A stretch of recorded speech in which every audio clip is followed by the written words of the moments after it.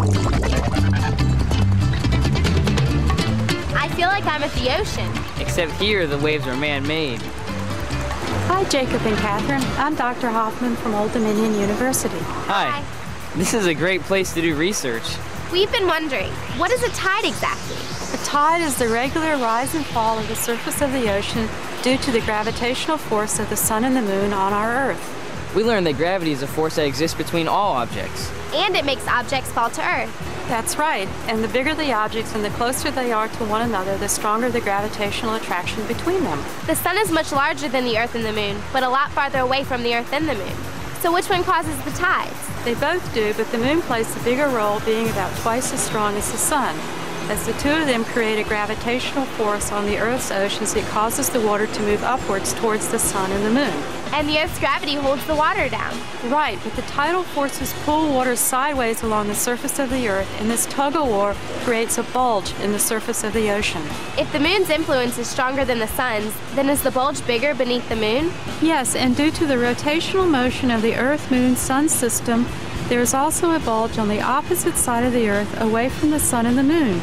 These bulges of water are large waves that we call high tides. So if the water bulges on opposite sides, then it must draw water away from the area between the bulges. Very good, and that is where low tides occur. How often do we have high and low tides? Many coastal locations, such as the Atlantic and Pacific coast, experience 2 high and 2 low tides each day. But some areas, such as the Gulf of Mexico, only have 1 of each. Do the tides in a particular place always occur at the same time? No, but the answer is a little bit complicated. On average, high tides occur every 12 hours and 24 minutes. The Earth spins on its axis every 24 hours, so if you divide 24 by 2, you get 12. The extra 24 minutes is because of the moon's orbit about the Earth. Would high tides help bring objects floating in the water onto the shore? Tides do not typically have much of a role in transporting objects in the ocean. You can think of tides as a big sloshing motion where objects go as far in one direction as in the other. Here, let's check it out.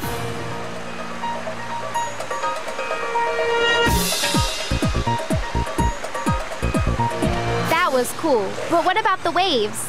Jacob, can you get in the pool? Can I? See the waves around Jacob? They look like they're moving the water forward, but actually they aren't.